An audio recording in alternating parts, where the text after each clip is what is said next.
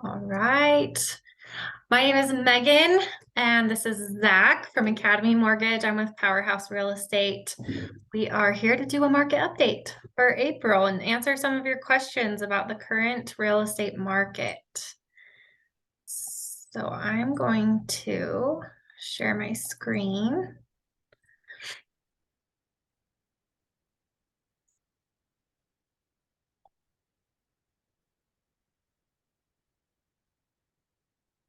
Okay, back up. All right. So I have been in the industry for about 6 years, sold over 100 homes. So I have a good understanding of the real estate market, but here is what we're seeing right now. So I just have three key points that I wanted to talk about today. I didn't want to overwhelm. I get a little bit nerdy about all the statistics. And so I just thought I'd keep it more simple today and just touch on probably the most important things that we're seeing right now. So the first one is our median sold price. So this we saw obviously, so this is over the last year as of April of last year. So we saw this take a good swing down again, and this is also just Davis and Weber counties. I did specify those two counties because sometimes when we add in the additional counties, it does skew it a little bit because you have like Summit County that has really expensive sales, and you have, some of these different dynamics. So this is specifically Davis and Weber counties. So our peak in the market, we were at 510,000, and that was in June of last year. We hit our peak, the highest ever that we've had in median sold price. And then we saw this come down. This is the same time that interest rates went up. And so we saw prices drop significantly over the next few months, coming all the way down in January of 2023 to $430,000. Now we are trending back up. So we're seeing this come back up. Right now, we're about the same as we were in August of last year, which is good to see. So if you bought a house in August last year, you're breaking even on your value. Or if, you've been holding off on moving, we are seeing things go up again instead of trending down. It is normal for us to see slight changes in this throughout the year. Over the last 3 years, I would say we've seen, obviously through COVID, it just went up every single month. But on a normal market over like historically, it is pretty normal for it to go down and back up. Especially as we see the months line out. So usually April, May, June are going to be our peaks. And then we will see it come down, not quite as significantly as this. Usually we stay relatively even with just smaller swings here and there. But it is pretty normal for us to see things turn down a little bit as we head into like the fall, winter months, just because our market tends to slow down, homes sit longer, so they sell for a little bit less, and all of those dynamics add to that. Let's see. I think that's all that I had for that one. Yep. I did want to say 430,000. So the last time that we were at that median sold price was December of 2021. So from December of 2021, we climbed all the way up to 510,000. So essentially January of 2023, our median sold price was the same as December of 2021. So just to give you perspective on what homes are selling for, right now they're selling about the same as they were last August. Back in January, these sold prices were about the same as we saw in 2021, which is a lot of equity for someone to lose like 2 years worth of equity. But we are seeing it go back up pretty significantly. So sale to list price. So this is something that's also interesting to look at. This is showing us, so compared to the price that a home is listed for, what it's actually selling for. So for most of the last 2 years, we've been over 100%. So April and May of 2022, we were at 103%, meaning the home was selling 3% higher than what it was listed for. As we saw multiple offers, competitive offers, people offering over asking price. The highest that ever got was in March of 2021. It got up to 106%. So we were seeing homes selling 6% higher than list price. And that was in March of 2021. And that's the highest that we saw, but it did consistently stay over 100% for those 2 years. The lowest that we have seen recently was 91% in December. So list to sell price was 91%, which is a really big difference. We were seeing homes selling a lot lower than asking price, which also directly impacts our median sold price. As you can see, these drops, they weren't necessarily listed that low. It's just they were listed lower and selling for 9% below asking price, which is a big difference. The last time that we saw it at 91% was in January of 2012 is the last time that it's been that low. Right now we're sitting at 95%, which is still a little bit low compared to what we see, but it's also a lot better than 91%. And just to give you guys an example, I did some math. So on a $500,000 house at 103%, that house would sell for $515,000. At 91%, it would sell for $455,000, so $45,000 below ask price. At 95, we're at 475, and at 106,000, the highest that we saw, a $500,000 home would sell for $530,000. So that just gives you an idea on the numbers, and you didn't have to do the math in your head. And so I think that's a big difference. If you're listing your house, this is really good for sellers to know what to expect, but also a good idea for buyers to see kind of compared to list prices, are we selling under? And we are just a little bit right now. All right, and then the last thing is our days on market. This is how long homes are sitting on the market for right now.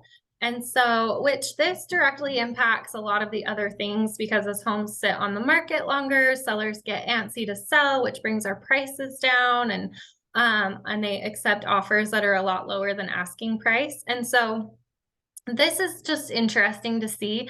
We were at 5 days on market in April of 2022. Right now we're sitting at 32. So 58 was the highest that we saw in February, which was a really big difference from the 5 that we were seeing last year. Homes were selling immediately, and now homes are sitting for months before they're going under contract. Now this, just some perspective on this chart specifically, this is the time that the home is listed until it goes under contract. So not to when it closes. That's a different number.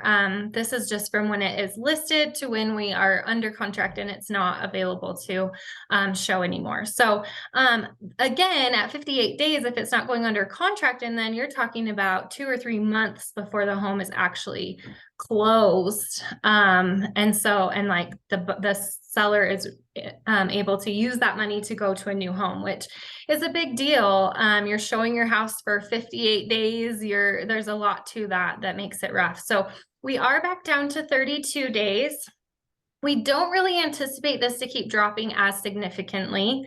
And here's why. Historically, this is what we see. So this chart is just for the last year. This is the same statistic, but this is showing us from July of 2011. And so we can see that this is a very normal trend for these ups and downs, just depending on the market. This was during the pandemic, and this was an anomaly that we sat at this short amount of time for so long without the rise and falls that we've seen every single other year, as well as not just because we see 53 to 32 and think that's a really big difference. But if we look historically, it's very normal.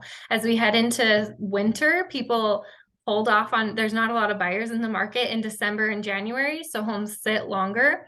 And then everybody floods the market the first part of the year into spring, and we see this huge drop.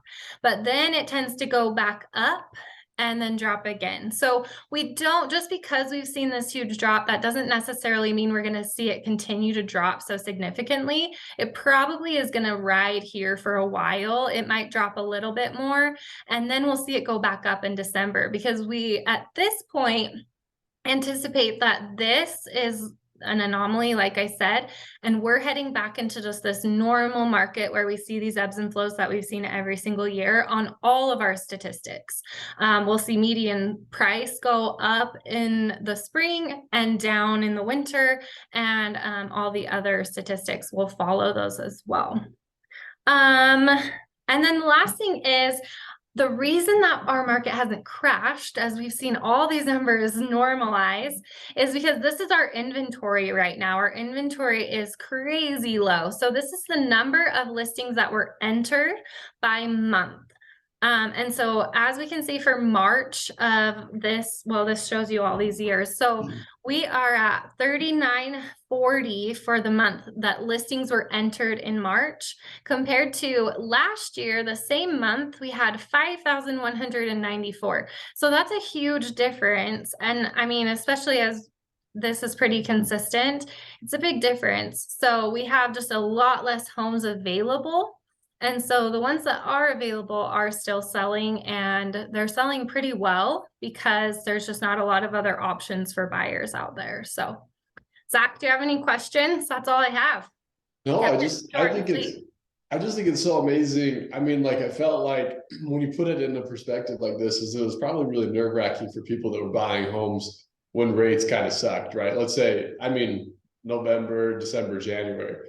But it's like those people, like, they got homes for like crazy good discounts, and they got a ton of equity already from really January to now. And I was like, I mean, rates suck sometimes, and there's not a ton you can do about it. But those people are in like a really good financial spot. For sure. When it was probably a nerve-wracking decision at the time. Which I feel like is the case in real estate. I feel like any time that you're the one making the moves and nobody else is, it's usually you look back and think like, wow, I killed it. Like, I hit it right on the head, because when everyone else hesitates, it seems like those are the best opportunities. Yeah. And I mean, it looks like the market has really like come back a lot more than I think people could even expect. For sure.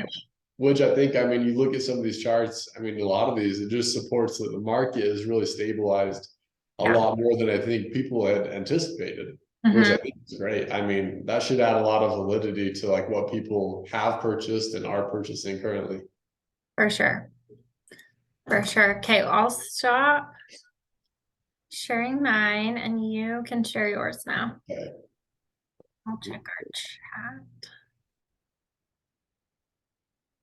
Sorry, I stopped the recording. I don't know why. Okay. Meg, tell me what you see. I see mortgage minutes. Okay, cool. Let me do this really quick. Now I just see black. Okay, let me put it in the present mode. All right, how does that look? Yep, can you see perfect. It? Yep. Okay, great. So really, Meg and I kind of talked about this, and I think a lot of times people can zone out if we get, Meg and I can go pretty in depth and stuff. So I'm trying to give you guys like more of a surface level of what's going on in the market. A lot of changes are happening in the mortgage industry, which is normal, right? Things kind of have to change when we go through unique cycles, which we've kind of been in over this past couple months. So the biggest one, I think, and let me see if I can find my little pencil on this thingy. Meg, if I circle this stuff, can you see that little red dot? Yep. Okay, cool. So the biggest thing is most people have been talking tons of news articles on both sides, Instagram posts, TikToks, Facebook, all talking about the new adjustments to loan rates, right? The people are getting screwed that have high credit, low credit scores, not getting impacted. Essentially, where people are thinking high credit scores are subsidizing low credit scores, which in some aspects it is correct, in some aspects it's not. So what I put on this chart over here, if you see the acronym LLPA is loan level pricing adjustments. And these loan level pricing adjustments only apply to a conventional loan, right? So most people fall into 4 different loan types of a conventional loan, an FHA loan, a VA loan, or a USDA loan. Most loans typically are conventional to FHA. We can talk about the differences another time, but this is for conventional loans in and of themselves. And so these are the charts, the rate adjustments that you guys will see for different things, right? So if you look on this chart, we can see 780 credit score. This is a new adjustment. Back in the day, which was about a month ago, if you had above a 740 credit score, that rate adjustment didn't really apply. As long as you're above a 740, we always told people try to be above a 740 credit score, and you won't get any of these negative adjustments. But the adjustments for down payments have always been there, regardless of if you were doing 5 to 25, you can see all the way down to 30, 70% down.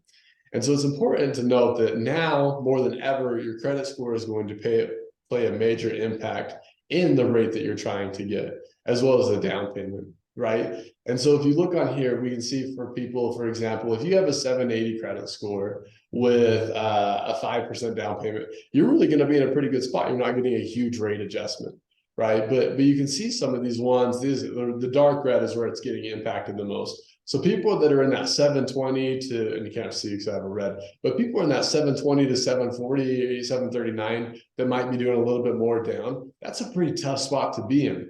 And so it makes it ever more important to counsel with your loan officer to talk about, say, hey, maybe in this case, maybe it's a little bit better. Maybe we do a little bit less of a down payment, pay off some debt, right? Maybe we do some credit improvement. Maybe we pay off some of these things so that we can help improve our credit score and then do a little bit lesser of a down payment. Or maybe we sell our car and do a bigger down payment because our credit score is a little bit lower.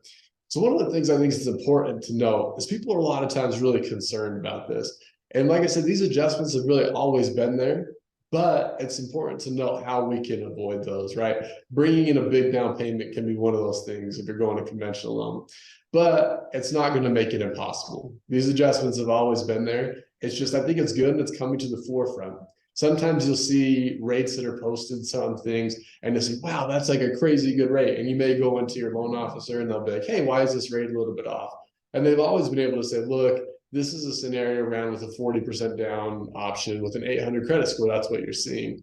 But now more than ever, it's important to realize that that might not be the case with you. And so it's important to look through these things and say, okay, now that I'm a 760 credit score, what would be a good option for me to bring in for a down payment?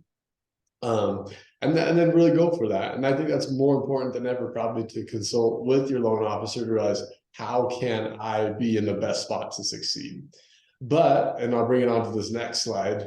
Like I talked about, there's a lot of different loan programs. And this is one that I think is really important for people to realize. FHA is still a really good down payment program, or a really good loan program, and is even better since a couple months ago when they reduced the mortgage insurance. So mortgage insurance for people that are new, mortgage insurance is if you don't bring 20% down, it's going to be on the loan. FHA loans have a permanent mortgage insurance, so meaning it doesn't ever fade away. Unless you refinance. Conventional loans, it'll go away eventually once you reach 20% equity. But I think it's really good. In a case, if we ran, applying this, I did a $400,000 purchase price with a 700 credit score. 700 credit score is good. And back before these loan level pricing adjustments, it probably would have been a better option to go a conventional route. But now that we have these adjustments, kind of from that last slide, we can see two different loan scenarios here with very similar things, right? The FHA loan, a little bit less of a down payment, but even a lower monthly payment with a better interest rate than you would be getting with the 700 credit score. And so people get all up in arms, really nervous. Hey, I'm not going to be able to afford a house. I'm mad. I can't do this. When FHA, if you have a good credit score of 660 typically or above, you're in a good spot still. I mean, you're in somebody that's competing with a 700 credit score. That's a really good spot to be in. And you're a little bit less out of pocket with $50 a month less in your monthly payment. I don't know who would do one or the other, but I'd definitely say in this case, go the FHA route and you don't have to worry about what all your credit and stuff's doing. And obviously there's a couple nuances with each loan program that I think is imperative to know. But for the most cases, most people can have these options, especially first-time home buyers, subsequent home buyers, things like that. These are really good options that need to be looked at and really, I mean, explored with your loan officer. So, yeah. Meg, do you have any questions about either one of those two? I did on the last one. Yeah. So this is probably like a super dumb question, but what do these percentages actually mean? Like, I know the top bar is like the down payment. Yeah, so it's a cost to get the rate adjustment. Oh, so okay. If you have like your prime rate, so like let's say prime rate today would be like 6. So let's say 6%. So if you were bringing in, if you see these 0% adjustment kickers, If you were to bring in a 40% down payment with an 800 credit score, right? You're going to get the very best rate that's out there. Let's say it's 6%, right? But if you go, let's say you have a little bit lower of a credit score, a little bit less down, now you're going to get a big rate adjustment. Not necessarily rate adjustment, but the cost to get the rate or the cost associated to buy down the rate to where it's at. And so there's not like, I mean, maybe you go from 6%, maybe instead you keep the loan cost lower and you go to the 6 1/8 or 6 1/4%, and your cost to get the 6 1/4 is going to be the exact same as it would be for getting a 6%. Okay. And that's why, I mean, that's been a very common thing. I think a lot of people have understood in the past that it's like, oh, like think about people that are getting auto loans, right? You go in and get an auto loan, and the interest rate might be 1% different if you had a good credit score than you did if you didn't. But you don't think as much about it because it's obviously a smaller loan. But essentially, it's a very similar aspect into like sometimes lower credit scores are going to produce a higher interest rate because the risk is higher for the person that's holding the loan. So ways to avoid this is also, if you wanted to, I think that your slide bodes well to this, is people were making bigger concessions and people are making bigger concessions. And so you could even get some of these concessions to help pay for the lower rate that you would have been for getting a really good score. Yeah. Or doing a little bit less down payment, paying a little bit more in your closing costs to get the better rate. You know, a lot of alternatives that you can kind of go through that. So, does that answer your question though? Yeah. Okay. Yep. Yes. Awesome. So who is this impacting the very most, would you say? I would say it does impact a lot of first-time home buyers that are still trying to build their credit. In a good way. Yeah, it can help them, especially for people, like there's still a lot of, I mean, you can notice over here in this green area, people that qualify for lower down payments, 3% conventional loans, things like that, they're still in a really good spot because the credit score is now actually going to benefit them a little bit more. And people that had really not as great credit in the first place that did have pretty good down payments, that's also going to help them a little bit more as well. And so I think it's a way that they're trying to level the playing field a little bit as far as home ownership. I don't agree with it. I mean, I think that you should be rewarded for having a good credit score. I think that goes without saying. But I would say I understand logic. I still don't. But I understand what they're trying to implement, regardless of whether or not I agree or disagree with that. Right. So. Right. They're just trying to make it more affordable. Because you think about it, I mean, I don't agree with it either, but to play a little devil's advocate, you have these homeowners that purchased before the pandemic, their, home price was so much lower. And then their interest rates were great, and they now have all this equity to roll into a new home, where first-time home buyers right now are trying to get in the market at these high prices, and interest rates are higher. And so it's just making it so difficult for first-time home buyers to get into the market and to start building any wealth or equity or anything. It is. And that's why, I think FHA and these stuff for a lot of first time home buyers is going to be a great option. I mean, it's like, you can see from this chart, I mean, it's a no brainer what you would choose if I was a first time home buyer right now. You're telling me I can do almost a 1/5 of the down payment less while having a $50 less payment, so I can buy a new couch and a new TV for my house without having to finance it, and eventually I think it's important to note that rates won't always stay this high. Right. And it's a temporary solution, but in the long term, you're still going to be paying a little bit less in interest due to the lower rate that you would get on an FHA loan comparatively to if you had a little bit lower of a credit score going a conventional loan. Yeah. And I think now that we have a reduced mortgage insurance premium, which is really new, I mean, that was only a couple months back that got implemented. That's a big game changer for a lot of people. And obviously, like I said, there's nuances with each loan that you always deal with. Make sure that each one's the best for you. But I would say for a lot of first-time home buyers, an FHA loan is going to be a really good option. And you don't have to just do 3.5%. If you wanted to bring in more, you could. And I think that, without saying, like, that's a really good option that I think more people will start to entertain over the coming months. Well, and I think that's just the value, like, to shout out you, like, that's the value of having a good loan officer that will take all of your information and then give you the options of, like, if you go this route, but we could also go this route, and not just stick you in a bucket and say, this is what we're doing, but give you all the options, show you, the different scenarios, which you're really good at, to help clients through that so that you understand. Because, I mean, just like you said, this is all great information, but every situation's a little bit different. Yeah. And really Oh, for sure. understanding how it impacts you specifically is important. And so that's where I think our jobs are impacted, is just being able to really explain their different options and make sure that they're getting the best option for them. Yeah, yeah. And I mean, and I think that's like just a perfect point. I think everybody's going to be a lot different, and there's a lot of situations that are going to work for some people that might not work for others. And it's important to talk. And if you use me, awesome. But if you're at least going into the market trying to ask your loan officer, say, hey, I heard about this. Like, can you tell me about this? What does this look like? To give me a better idea of what I'm really making this decision. What are the pros and cons of these? Maybe you still want to go with the conventional higher payment for other reasons. I mean, there is other reasons, but I think that's going to be on a case by case scenario.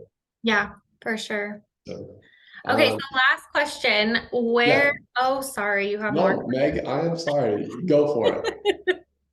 Where do you think rates are going? What do we anticipate? Do you have any idea? Do you want to comment on that? I do. So where I think rates are headed, I'll skip back to the other side in a second, but I think we're going to see better rates throughout the rest of this year. I mean, we follow a lot of analysts. May 10th is a pretty big turning point, I think, that hopefully we'll see for rates. As people are aware, as like from a basic economic standpoint, inflation is one of the drivers of interest rates, and we're seeing really high persistent inflation. It started to come down, which has also brought rates down a little bit from where they were at their highs. But in May 10th, there's a big component that's supposed to start catching up to the inflation reading, which is your rising rents and stuff like that that's happened throughout the pandemic. And as that number comes in lower, which most analysts are going to say, is that will also start to bring down your core inflation rate. That's a major component. It's about 1/3 of that inflation reading. And most analysts think that as that comes in lower, which will happen from May and hopefully the next coming months, that'll start to bring rates down as that inflation number starts to come down.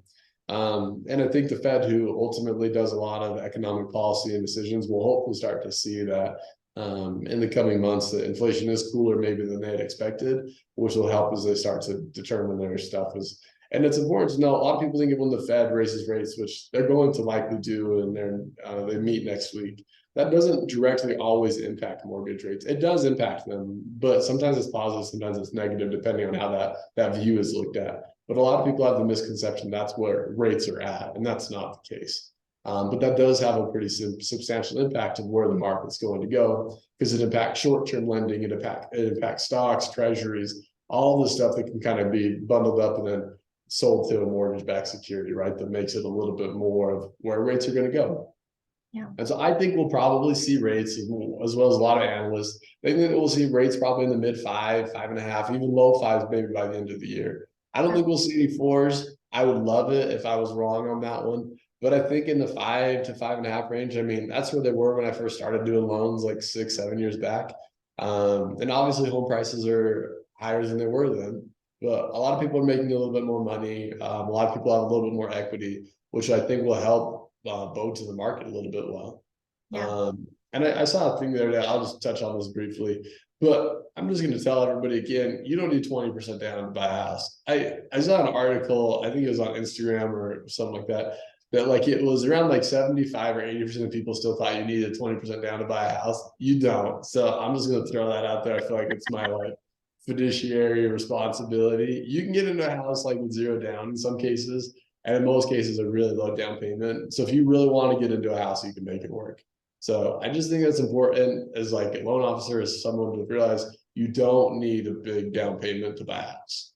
So and I'd say like very rarely do you see people bringing in 20, 30, 40% down. Like it's very not likely. And if they are, it's from equity. Like, right, yeah, it's do we not, have it's people not, that yeah, just and they bought that, 20%? right, yeah, and they bought that house with a 5% down loan. Yeah. So, and then this last thing, which, and I think your slideshow perfect, like honestly perfected this, and I'll be quick, but lower rates will lead to increased competition in pricing in homes. As we see rates drop, home prices will probably start to go up a little bit more, and there'll be more competition in the market. Because right now you have people that have good interest rates on their houses that don't want to ever lose that rate. But as that margin of error from, let's say, 7% to where people are at 2.5%, it's going to meet in the middle around this low 5 range. And eventually people are going to say, you know what, I want out of this house more than I care about my rate. But when it's a 7 or 6% comparatively to, it's a no-brainer, right? And that's what's going to happen is these people are going to start to meet in the middle of home prices, new home buyers, and everything kind of in the middle. So it's important Well, to be especially ready. the timing of that drop that we're anticipating on May 10th. That's when our market peaks. So Yeah, if we're peaking and we have the lower interest rate, then that's just going to drive it even yeah, more. exactly. And so it's important to be ready and like, I mean, know when the time is right. Everybody's obviously a lot different, but if you're considering it with even like, I'd say a couple months, I mean, a year even, it's important to figure it out, meet with a loan officer, meet with a financial planner, talk to your spouse or significant other. What are we trying to accomplish, right? If it's a year, it's still good to meet with someone to realize, hey, where are we going to be at? What should we start planning for? And then make a financial plan or a decision. How are we going to achieve this? I think that's a conversation that a lot of people, it's a stressful situation when you decide one Sunday afternoon when you're out walking with your family, I want to buy a house. And then on Monday, you're like, let's go submit offers. It's not, it puts you in a worse situation than trying to think about what's ahead. Right. And I think by planning advance, and obviously that's going to happen sometimes. Sometimes deals come, family members pass away, good deals come up. Be ready for that. But if you can plan ahead to make this whole process better, it makes it easier. You can know, hey, like I need to improve my credit a little bit. I need to save a little bit more. I need to maybe wait till I get a raise in my job. I need to, you know what I mean? I need to wait for something to happen in my life. That's okay. Nobody's forcing you to buy a house, but getting in the right mindset of, hey, I'm going to buy a house within a year will help you to achieve those goals. Because if you don't have that, then it's not ever going to happen, especially if you're in kind of a unique situation. Right. So, Well, and having, I think, an agent and lender on board with you also opens up a lot because we can look for those opportunities for you and let you know when they're coming, when there's changes in interest rates, when there's, changes in our industry at all. We already know that you're interested, what your plan is, so we can directly call you, tell you how that impacts your situation, or if there's moves that need to be made before a certain time frame, any of those types of things that normally we wouldn't know to notify you. But if you let us know your plan, then we know how these things impact you and we can guide you through them. yeah, I couldn't agree more. So I read this crazy statistic as we were talking about interest rates the other day, or this thing, and I thought it was crazy. So a 1% point decline in mortgage rates has the same impact on affordability as an 11% decline in housing prices. I thought that was so crazy. And so I mean, if prices go up and rates go down, you're ultimately about the same. right, yeah. And so if you're thinking of moving before rates drop is actually more beneficial, because if we see prices go up, you can refinance and your price was lower. Yeah. I think it's important to know a lot of people get really nervous about that, but typically if a market's appreciating, you're not going to run into any issues with it. And I mean, very minimum down payments can sometimes be impacted, but if you're talking like an average appreciation rate in a given year, you're typically within I dare say like a 7 to 9 month appreciation window before you have enough equity to go to refinance. Yeah. Well, when people can get troubles in like a falling market, sometimes it's hard to refinance if there's not enough equity in the house. But in most cases, that doesn't happen. And typically, if that's happening, it's going to produce lower rates anyway, to where you could probably find a suitable solution to help fix that. Yeah. Cool. Well, thanks. Is that all you have? Yeah, that's it. That's it. Yeah, I was like, oh, I just started asking you all the questions. No, that's it. Okay, perfect. Well, thank you. I don't think we have any questions in our chat. Thank you. So, all right. Well, if anybody has questions, you can send us a message. We'll answer it. And otherwise, I guess we'll do this again next month. Okay, awesome. See you, everybody. Thanks, man. Okay, bye. Bye.